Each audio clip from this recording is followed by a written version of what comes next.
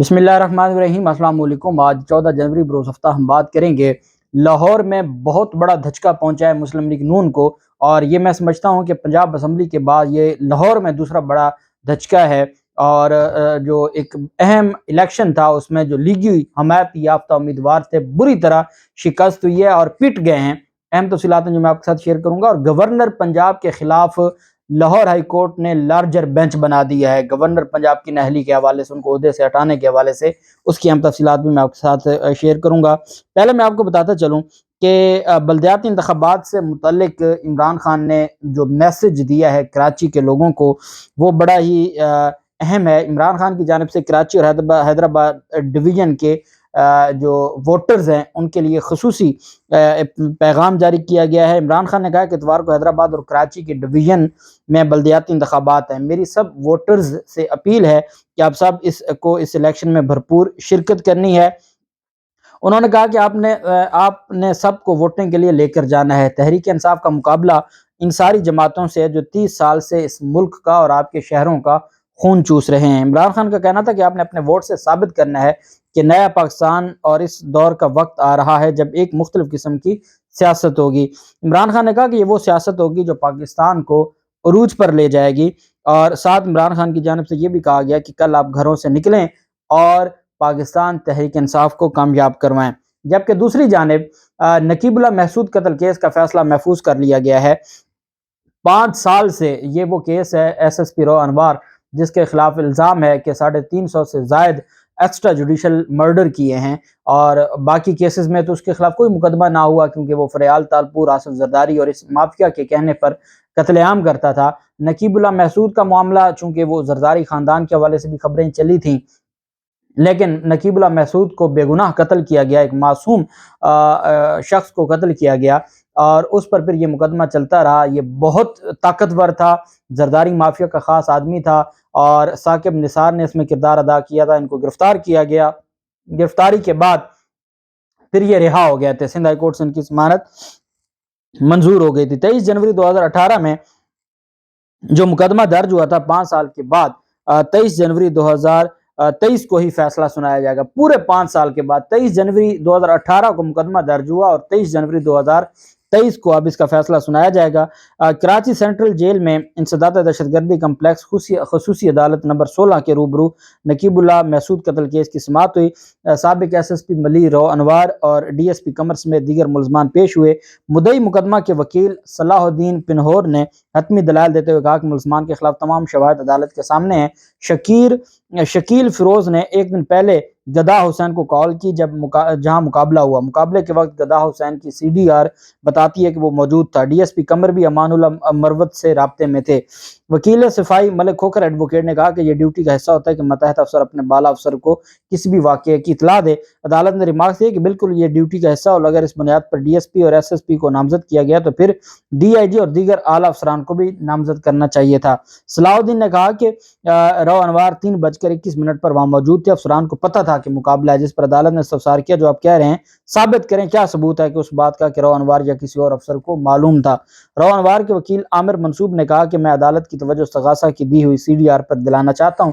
अब आप मुझे एक बात बताएं, ये पूरी लंबी बहस है जो आज हुई है, इसमें एक चीज बड़ी अहम है, वो ये है कि रॉ अनवार SSP मलीर है, उसके खिलाफ प्रोसिक्यूशन है सिंध पुलिस और सिंध की जो प्रोसिक्यूशन डिपार्टमेंट है, और आसिफ जरदारी की हुकूमत है। आसिफ जरदारी का मुलजिम है, आसिफ जरदारी पर वो कत्लेआम करता था उसके कहने पर।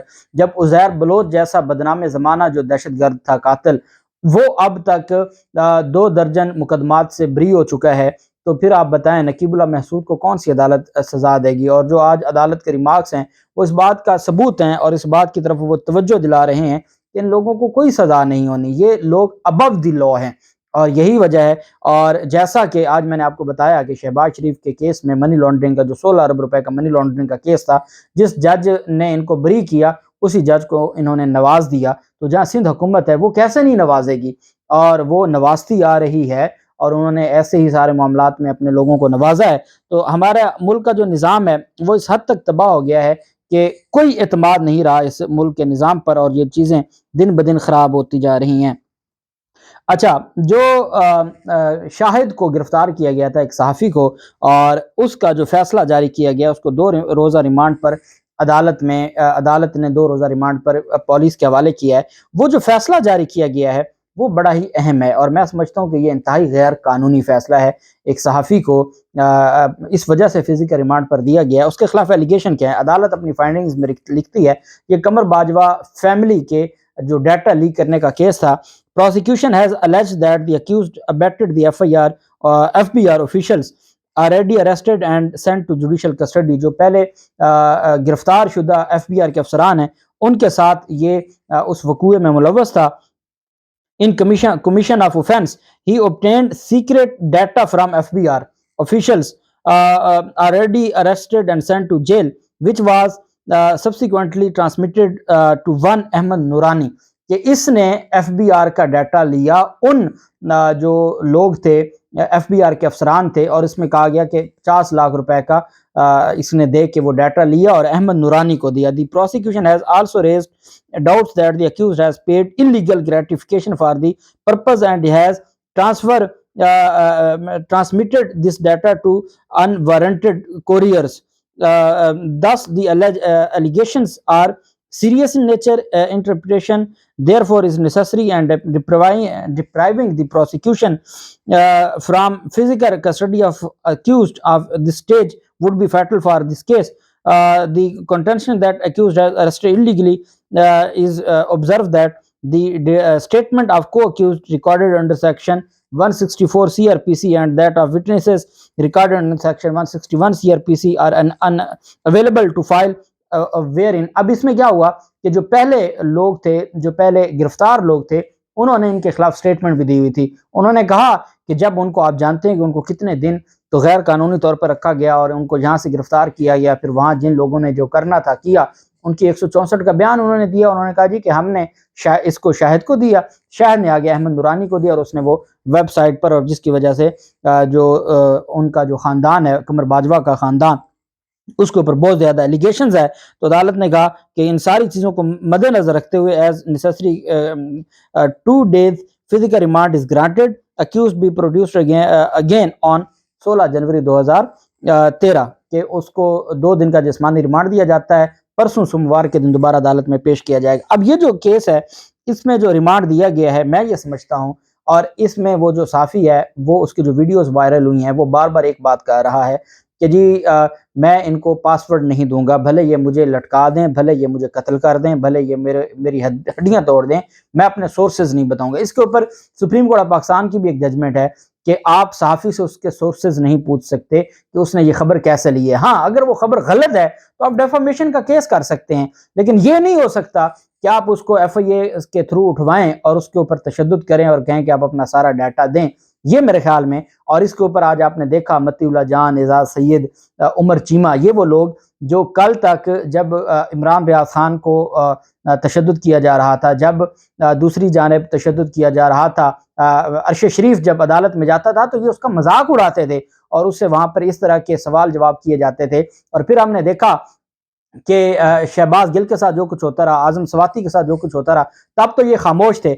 اب ان کی بہت غیرت جاگ پڑی ہے، اور اب کاش یہ اس دن آواز اٹھاتے تو آج ان کو یہ سارا کچھ نہ دیکھنا پڑتا اور ایک صحافی کے ساتھ اس طرح کا ظلم نہ ہوتا۔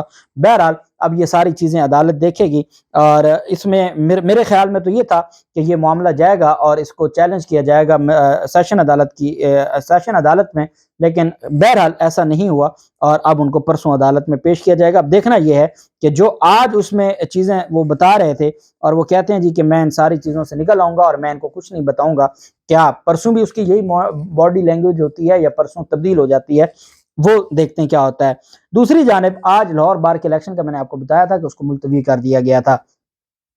پنجاب بار کونسل میں جو وہ وہاں پر عہدیدار ہیں جو پاکستان مسلم لیگ نون کا بیک گراؤنڈ رکھتے ہیں، انہوں نے جلد بازی میں ایک نوٹیفیکیشن جاری کر دیا، کیونکہ 3 بجے 5 بجے الیکشن ختم ہونا تھا، 3 بجے اناؤنس ہو گیا کہ جی الیکشن ملتوی کیا جاتا ہے۔ لیکن جو چیئرمین تھے الیکشن کمیشن لاہور بار، انہوں نے جو اس وقت تک ووٹ آ چکے تھے انہی ووٹوں کو کنسیڈر کرتے ہوئے الیکشن اناؤنس کر دیا، رزلٹ اناؤنس کر دیا، جس رزلٹ کے تحت جو پاکستان تحریک انصاف کے حمایت یافتہ امیدوار تھے رانا انتظار، وہ 3199 ووٹ لیے انہوں نے، جبکہ جو لیگی گروپ کے اعظم نذیر تارڑ گروپ کے امیدوار تھے منیر حسین بھٹی، انہوں نے 2168 ووٹ لیے۔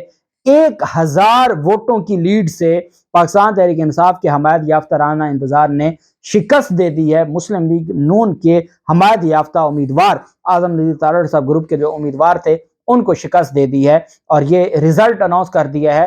آپ سوچ نہیں سکتے کہ لاہور بار کا صدر پی ٹی آئی، پہلے سپریم کورٹ بار ایسوسی ایشن کا صدر پی ٹی آئی کا حمایت یافتہ عابد زبیری صاحب، اور اب یہ لاہور بار کا جو صدر ہے وہ دوبارہ، پہلے پچھلا صدر بھی پی ٹی آئی کا حمایت یافتہ تھا، یہ صدر بھی پی ٹی آئی کا حمایت یافتہ۔ یہ بہت بڑی کامیابی ہے، اور اس میں پاکستان تحریک انصاف نے جو میں دیکھ رہا تھا، حسان نیازی نے یہ الزام لگایا ہے کہ جو مسٹر ایکس جن کو کہا جاتا ہے کہ وہ انوالو تھے جو نون لیگی جو حمایت یافتہ امیدوار کو جتوانے میں۔ بہرحال یہ بہت بڑا الیکشن ہوتا ہے، اور اس میں بہت بڑی 1000 ووٹوں کی تاریخی کامیابی لی ہے رانا انتظار نے، اور اس میں پاکستان تحریک انصاف کے جو اور حامد خان صاحب ان کو یہ مبارکباد کے مستحق ہیں۔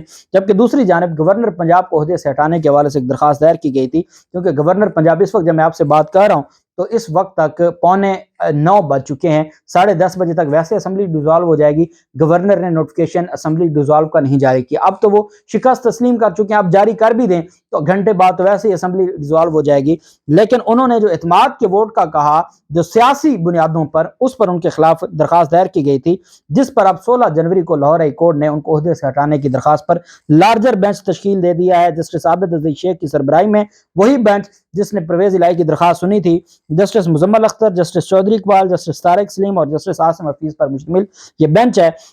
مقامی وکیل شبیر اسماعیل کی درخواست تھی، اور اظہر صدیق ایڈوکیٹ صاحب نے یہ درخواست دائر کی تھی۔ درخواست گزار نے یہ موقف اختیار کیا تھا کہ صدر پاکستان اور وزیر اعظم کو گورنر پنجاب کو ہٹانے کے لیے ہم نے خط لکھا ہے، صدر پاکستان اور وزیر اعظم نے خط کا جواب نہیں دیا۔ درخواست گزار کا کہنا ہے کہ گورنر پنجاب بغیر کسی وجہ کے اعتماد کا ووٹ کا نہیں کہہ سکتے، اعتماد کے ووٹ کے لیے جو ریزنیبل ٹائم ہے وہ نہیں دیا گیا، جاری اجلاس میں ووٹ کا نہیں کہا جا سکتا، گورنر پنجاب کے خلاف کوئی ایکشن نہیں لیا گیا۔ درخواست گزار نے استدعا کی کہ صدر پاکستان اور وزیر اعظم کو گورنر پنجاب کو فوری عہدے سے ہٹانے کے لیے ہدایات جاری کی جائیں۔ چونکہ یہ ایک اہم کیس تھا، یہ ایک رکنی بینچ بھی سن سکتا تھا، 5 رکنی لارجر بینچ بنا دیا ہے لاہور ہائی کورٹ نے گورنر پنجاب کو عہدے سے ہٹانے کے لیے۔ یہ بہت اہم ڈیولپمنٹ ہوئی ہے، اور یہ وہ ساری چیزیں ہیں کہ جو میں یہ سمجھتا ہوں کہ یہ گورنر پنجاب کو اب بھاری پڑیں گی۔ جو پہلے فیصلے میں لاہور ہائی کورٹ نہیں ڈیسائیڈ کر سکی تھی یا ان چیزوں کو روکا گیا تھا، اب وہ سارا کچھ اس میں ڈیسائیڈ ہو جائے گا۔ اللہ پاک پاکستان کا حامی و ناصر ہو۔ بہت شکریہ، اللہ حافظ، پاکستان زندہ باد۔